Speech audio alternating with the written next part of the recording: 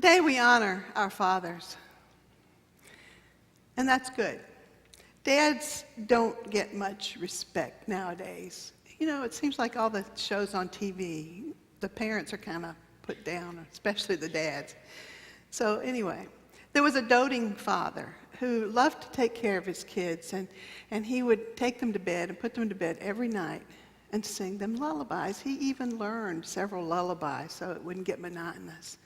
And he would put them to bed and sing them each night until one night he heard his 4-year-old tell her little brother, "If you pretend you're asleep, he'll stop."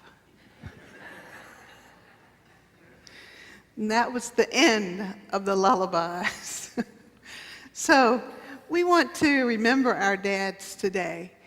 In our lesson from Mark, it's about sowing seeds on the ground, and he's describing the kingdom of God. This is what the kingdom of God is like. A man scatters his seeds on the ground, and some land here and some land there, and some grow up. And, you know, there are no guarantees. There are no guarantees in either raising kids or planting seeds. But we do our best. Fathers do their best. Some are much better at it than others. You know, I remember my two boys, my older two boys, basically grew up without a father because he was an alcoholic. And so I left after a few years. I just couldn't give them to that anymore. And so I remarried after a few years, and Paul and I, my second husband and I, adopted Kirk, who was with my grandson. And he was a wonderful father. He doted on Kirk. And then Paul died. And then after a couple of years, I remarried Jack. Jack was a wonderful father. He had 2 older kids, and he loved Kirk, and he would take him places and do whatever he wanted. And so he was a wonderful father. And he died. And then I met Archie when I moved to Pennsylvania at a pastor's conference. He had 3 older kids that were married, and he had been a really good dad. But when I went to Kirk and said, "Kirk, Archie and I are going to get married," he said to me, "Why bother? He's just going to die." It's kind of sad, isn't it? But Archie loved Kirk and did what he could with Kirk. And some have learned the hard way how to raise their kids. And a lot of mothers are raising their kids alone today. We have lots of fatherless children. And so everybody does their best to get their kids raised up. Just like when you plant seeds, you want to grow. You want to actually have a tomato, a nice red ripe tomato when you finish. But sometimes they die on the vine, and sometimes they just don't do well. But generally, if we have done the best we can in planting and fertilizing and teaching and doing whatever we can, God will reward us with children we can be proud of. Fathers are important, very important. So we recall a story that was written in the Washington Post by William Raspberry. Some of you may remember William Raspberry, who died a couple years ago. He had a column in the Washington Post. But this was his analogy that he made in one of his columns. Some years ago, South Africa's game managers had to figure out what to do about the elephant herd at Kruger National Park. The herd was growing well beyond the ability of the park to sustain it. And so they decided to transport some of the herd to a nearby game park. A dozen years later, however, several of the young male elephants, now teenagers, that had been transported to the game park began attacking the park's herd of white rhinos, an endangered species. They used their trunks to throw sticks at the rhinos. They chased them over long hours and great distances and stomped them to death. a tenth of the herd, for no discernible reason. Park managers decided they had no choice but to kill some of the worst juvenile offenders. They had killed 5 of them when someone came up with another idea. They brought in some of the mature male elephants still residing in the Kruger Park and hoped that the bigger, stronger males could bring the adolescents under control. To the delight of the park officials, it worked. The big bulls quickly established a natural hierarchy and reduced the violent behavior of the younger bulls.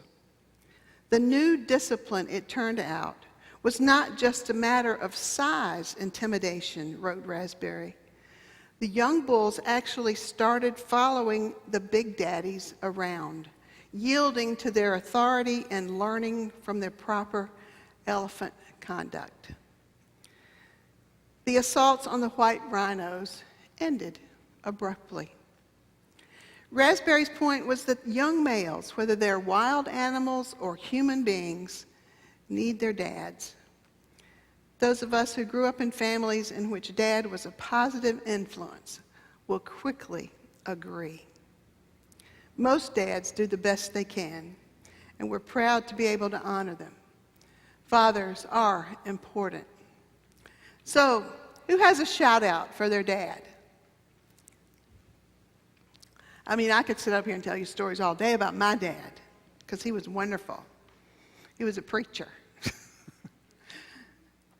So, I know some of you have a good story about your dad. Who has a nice story about your dad? Okay, Margaret. My dad was the chief of police in Northumberland. And my dad, of course, was many years ago. We're talking about back when cops were respected, and to be the chief of police was a really good thing. And I get together periodically with my high school friends, and they tell me stories about my dad, which I didn't realize about at the time. Most of the time they tell about, this is guys now, they got in trouble. And my father was the kind of cop not to just take you off and put you in jail, but he believed in kind of like, being the big elephant and teaching the young guys what to do. And the funny thing about all these stories is that the bottom line of what my friends said after they had talked with my father and he had explained that, you shouldn't really be doing that, he said, "Please don't tell my father." And so obviously, back in those days, fathers were respected. And my father, apparently they said, my father never did. But he said, "If you do it again, I'm telling your father." Good. Anybody else? Right now. Well, think about it, because I'm going to ask you again. I want somebody to stand up. I know you have some good stories about your fathers.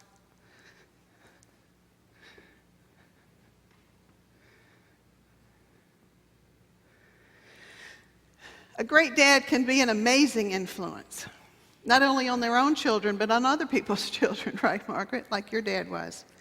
But many moms are just as amazing. Still, it's true that a conscientious father can do wonders in the lives of his children. There are no guarantees, but when a conscientious man plants a seed and takes the necessary steps, it usually turns out to be a miracle that can occur. In his book, Disappointment with God, Philip Yancey relates a story from his own life.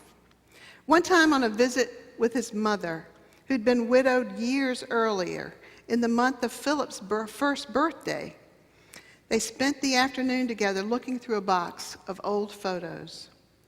A certain picture of him, Philip, as an 8-month-old baby caught his eye. It was all tattered and bent up, and it looked too banged up to be even worth keeping. So he asked her why that she kept that picture in that box all these years. Yancey writes, "My mother explained to me that she had kept this photo as a memento because during my father's illness, it had been fastened to his iron lung. During the last 4 months of his life, Yancey's father lay on his back, completely paralyzed by polio at the age of 24, encased from neck down in a huge cylindrical breathing unit. With his 2 young sons banned from the hospital due to the severity of polio in those days, he'd asked his wife for pictures of her and their 2 boys. Because he was unable to move his head, the photos had been jammed between metal knobs so that they hung within the view above him, the only thing that he could see. The last 4 months of his life were spent looking at the faces that he loved. Philip Yancey writes, "I've often thought of that crumpled photo, for it is one of the few links connecting me to the stranger who was my father, someone I have no memory of, no sensory knowledge of, spent all day, every day, thinking of me, devoting himself to me, loving me." The emotions I felt when my mother showed me the crumpled photo were the very same emotions I felt that February night in a college dorm room when I first believed in a God of love. Someone is there, I realized. Someone is there who loves me. It was a startling feeling. It was a feeling of wild hope, a feeling so new and so overwhelming that it seemed overwhelmingly worth risking my life. Philip Yancey is one of the most important Christian writers living today. Obviously, his mother's influence was powerful, but his father's love, just seen in that one crumpled photograph, though he could not remember his father, helped him off to a good start. And as he would be the first to acknowledge, any parent's love, regardless of how intense, is but a pale reflection of the love that God has for each one of us. Do you understand that God has a photo of you that God looks at every day? Max Lucado phrased it like this: God has your picture on his refrigerator. Fathers, like mothers, are so important. A conscientious father can have an amazing impact on his children. But no matter how much our dad loves us or our mom, there is God who loves us even more, even if we can't imagine that. So, who has a shout out for their dad? Come on now. Who has a shout out for their dad? Any of you? Okay. Come on down.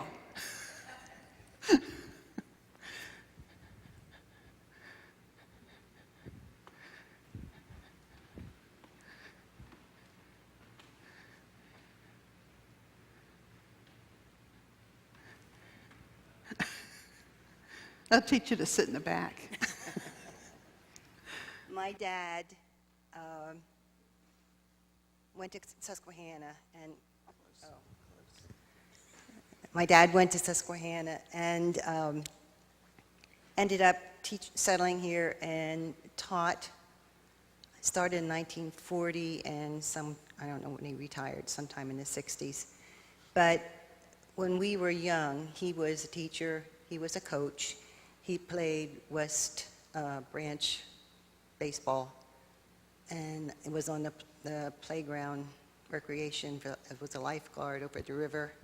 And so the first 3 of us did not spend a lot of time with our dad, but he had a way of letting us know that he loved us. We never felt, we knew we couldn't go against the grain. We had a lot of respect for him that way. But, and I also was told years later that from a lot of his team players that they loved him too. And so we're all loved unconditionally. Thank you. Thank you, Ray.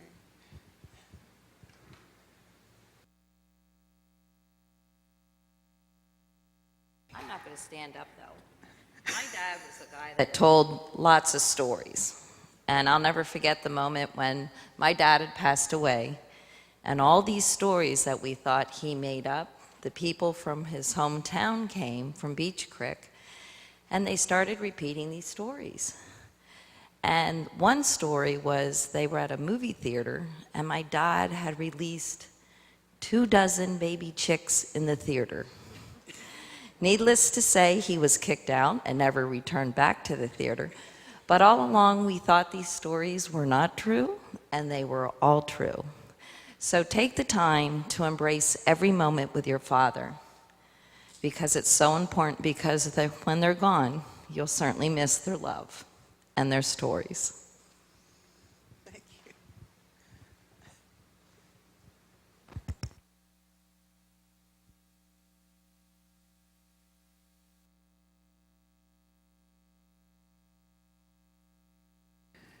Thank you. My dad was a funny guy, too. And like you said, Margaret, when they got together, they told this one man in a hardware store in Roanoke, Alabama, who had grown up with my dad, and every time I went in that hardware store, he told me how they used to steal watermelons together. So this was a long time ago. So we have wonderful memories of our fathers, most of us, and hopefully you'll keep those with you. My dad died at the age of 64 in 1964. So let's remember our fathers today. They're important, and then we have to remember that God is our real Abba, our daddy. Our daddy is, as Jesus called him. We never know what a tiny seed planted at the right time, a word of encouragement. And another reason this story about planting seeds is important on Father's Day for me is my dad had a huge, huge garden. And he cleaned it, plowed it with one of those little push things and cleaned it out. And when he got it from a neighbor, got the land from a neighbor, they let him use it in the summer. And it was completely covered with grass and weeds and everything. And he cleaned it up, and we ate all year on his garden. And so we have those memories of our fathers that we must cherish. We remember the love and support that they gave us. Chances are it's not the big things that come to mind, but the little things, those everyday expressions of the love that our fathers showed us, which grew in us like seeds planted in good soil. And so little things cast long shadows in the kingdom of God. Let us remember that. Let's give our dads a shout out. Yay, Dad! Yay, Dad! I was a cheerleader, I don't know. More years ago than I like to remember.